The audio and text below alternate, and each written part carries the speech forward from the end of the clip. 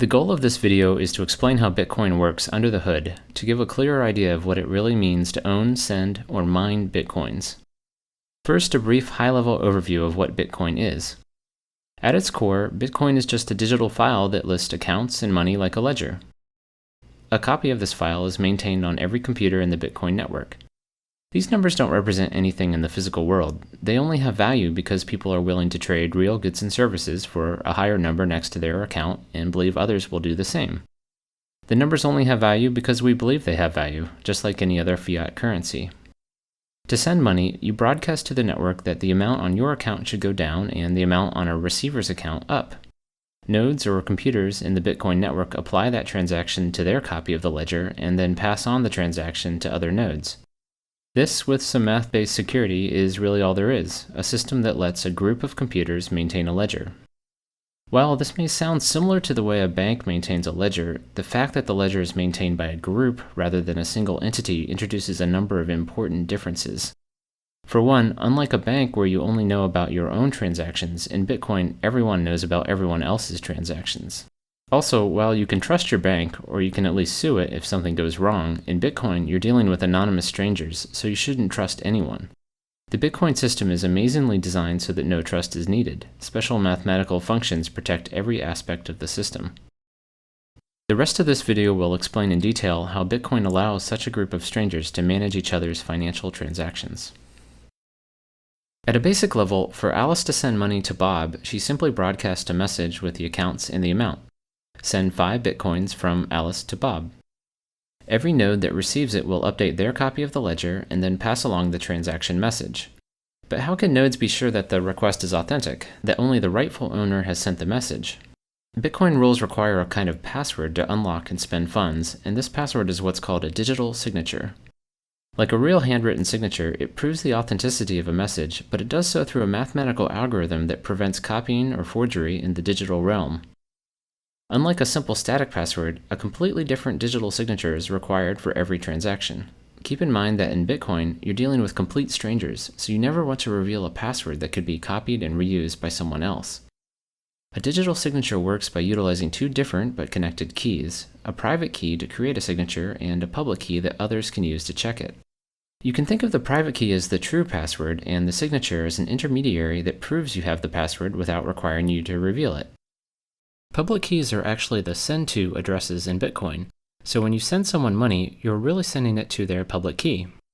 To spend money, you must prove that you're the true owner of a public key address where money was sent, and you do that by generating a digital signature from a transaction message and your private key. Other nodes in the network can use that signature in a different function to verify that it corresponds with your public key. Through the math behind the digital signature, they are able to verify that the sender owned a private key without actually seeing the private key. Importantly, because the signature depends on the message, it will be different for every transaction and therefore can't be reused by someone for a different transaction. This dependence on the message also means that no one can modify the message while passing it along the network, as any changes to the message would invalidate the signature.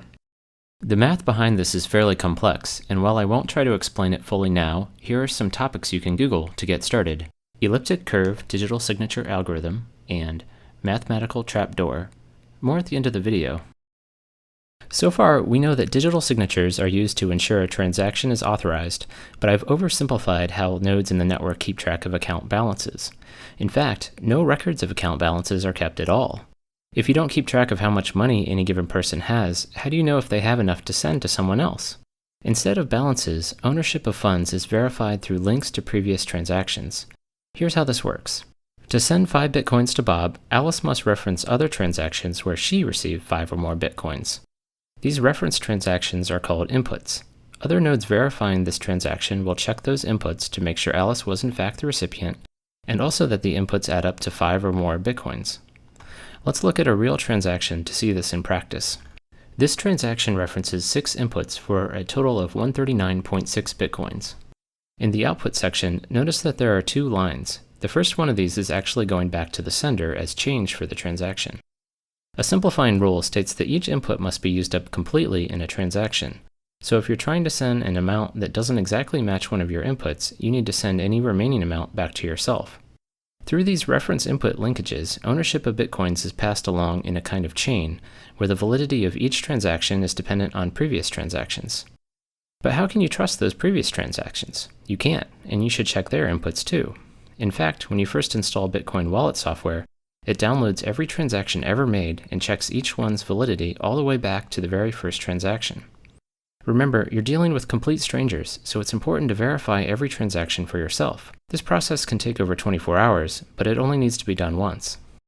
Once a transaction has been used once, it is considered spent and cannot be used again. Otherwise, someone could double spend an input by referencing it in multiple transactions. When verifying a transaction, in addition to the other checks, nodes also make sure that inputs haven't already been spent. To be explicit, for each input, nodes check every other transaction ever made to make sure that input hasn't already been used before. While this may seem time-consuming, as there are now over 20 million transactions, it's made fast with an index of unspent transactions. So instead of a ledger of balances, Bitcoin nodes keep track of a giant list of transactions. Owning Bitcoins means that there are transactions in this list that point to your name and haven't been spent, or in other words, used as inputs in other transactions. One interesting consequence of this ownership structure is that figuring out your own balance requires iterating through every transaction ever made and adding up all your unspent inputs. Another interesting note about transactions is that the system can support more complex ones than simply sending funds to one person. You may have noticed a cryptic-looking line of text in the output shown previously. It turns out that outputs are more like puzzles to be solved rather than simple to addresses. Rather than emailing, sending money in Bitcoin is more like putting money in a public locker and attaching a math puzzle that must be solved to open it. The puzzle is defined using a special scripting language, and while it's typically designed so that only a single owner of a public key can solve it, more complex conditions are possible. For instance, 2 out of 3 signatures could be required for an escrow-based transaction. Another example is the very first Bitcoin transaction ever made, which was a puzzle that anyone could solve.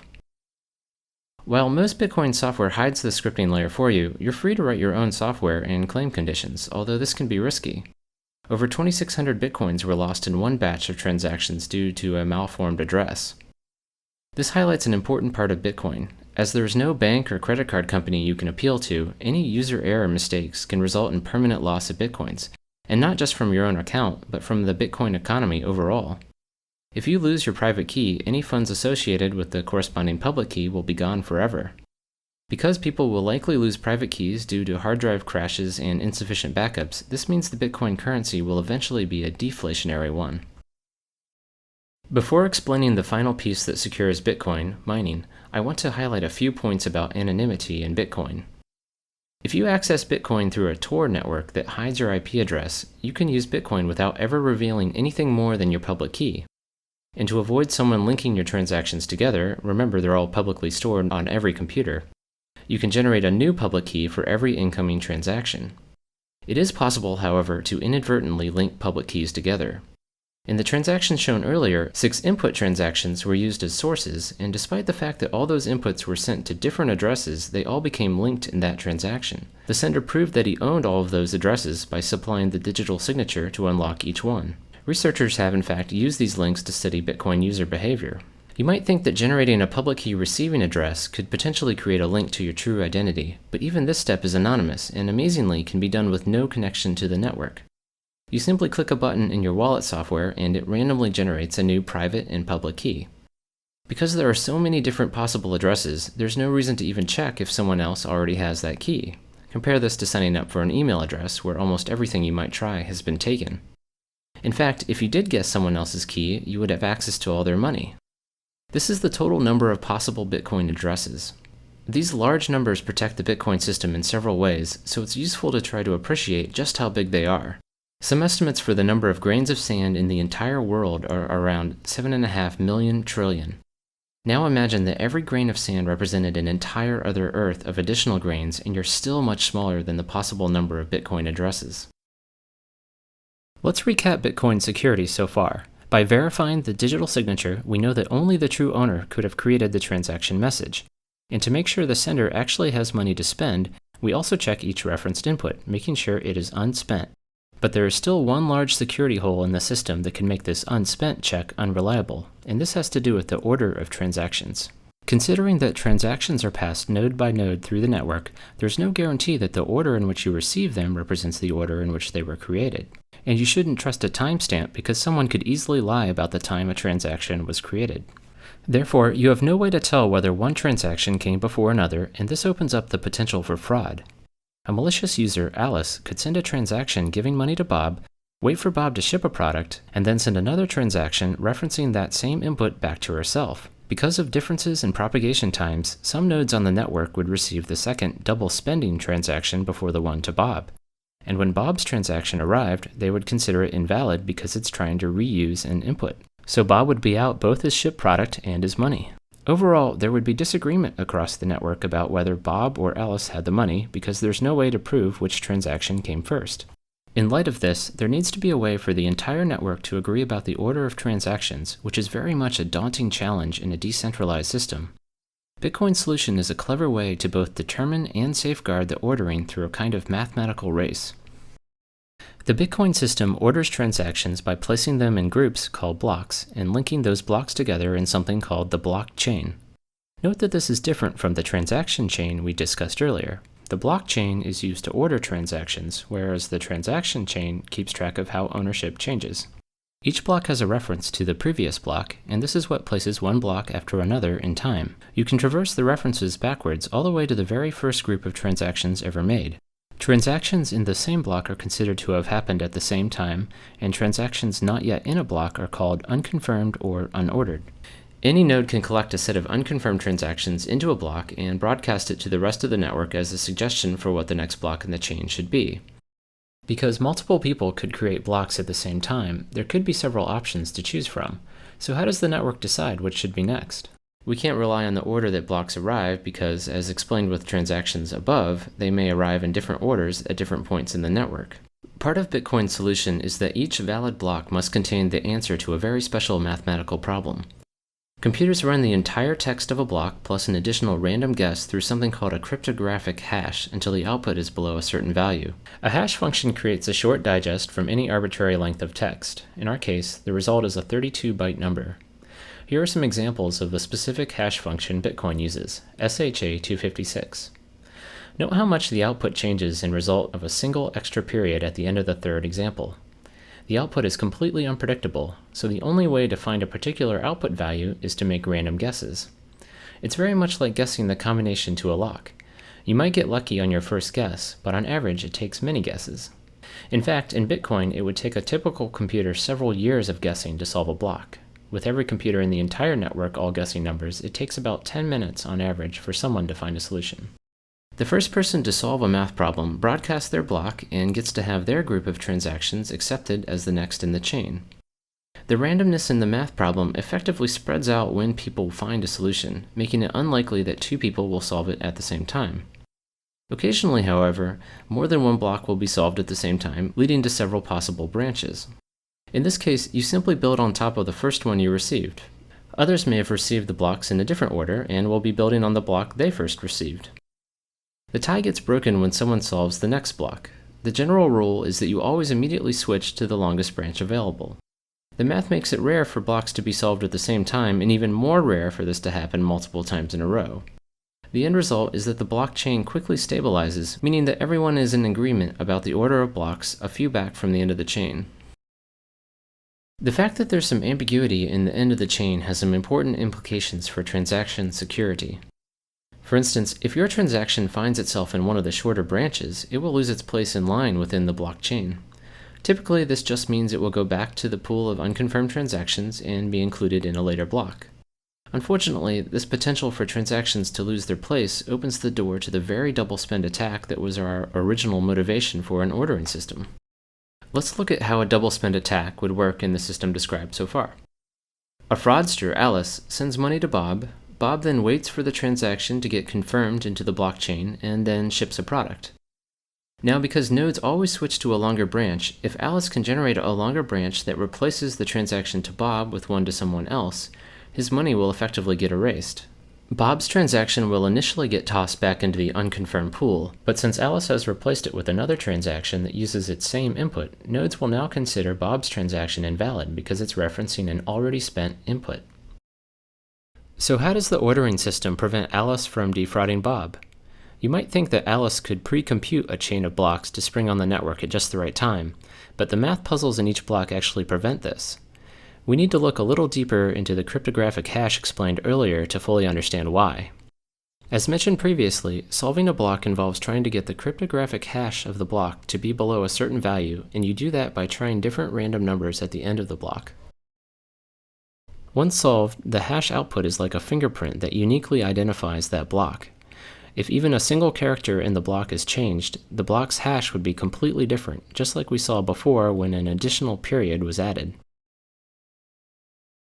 The hash output or fingerprint is actually what's used as the previous block reference. One result of this is that there's no way to switch out a block in the middle of the chain, because the hash value for the new block would be different and the next block's reference would no longer point to it. And subtly, but even more importantly, a block cannot be solved before the previous block is solved. The previous block reference is part of the text that goes through the hash function, so any changes to it would require resolving. Getting back to Alice, this is why she can't pre-compute a branch. She can only start solving blocks once the block she wants to build on is solved and its hash value is known. She is therefore in a race with the rest of the network until Bob ships a product, which is when she wants to present a longer branch. One last question is whether Alice might be able to outpace everyone if she had an extremely fast computer, or perhaps a room full of computers. But even with thousands of computers, she would be unlikely to win the race to solve a block because she isn't racing any one computer, but rather the entire network. You can think of it like a lottery. She can operate thousands of computers, or equivalently buy thousands of lottery tickets, but even then, it's much more likely that someone else would win. She would need control of half the total computing power in the entire network to have a 50% chance of solving a block before someone else, and much more to have a high probability of winning several blocks in a row faster. So transactions in the blockchain are protected by a mathematical race, one that pits an attacker against the entire rest of the network. A consequence of blocks building on top of each other is that transactions further back in the chain are more secure. An attacker would have to outpace the network for a longer amount of time to carry out a double spend attack, replacing a block further back in the chain. So the system is only vulnerable to a double spend attack near the end of the chain, which is why it's recommended to wait several blocks before considering received money final. One last comment on the blockchain before explaining the final pieces of the Bitcoin system. Amazingly, nothing described so far requires any trust. When you receive information from strangers in the Bitcoin network, you can check for yourself that block solutions are correct. And because the math problems are so hard, you know that there's no way any attacker could have generated them on their own. The solutions are proof that the computing power of the entire network was brought to bear. Now that we've discussed how money is transferred through digital signatures and transaction chains, and how the order of those transactions is protected in the blockchain, let's go over the final piece, where Bitcoins come from. To send money, you must reference a previous transaction where you were the recipient, but how do coins get into this ownership chain in the first place? As a way to slowly and randomly generate and distribute coins, a reward is given to whoever solves a block. This is why solving blocks is called mining, although its real purpose is to verify transactions and safeguard the blockchain. Every 4 years, the block reward is cut in half, so eventually no more coins will be released. About 21 million in total will be created. Bear in mind that you can send down to 1/100 millionth of a Bitcoin, so the total number available will likely not limit the currency's usability. Once the block rewards cease, what incentive will miners have to process transactions?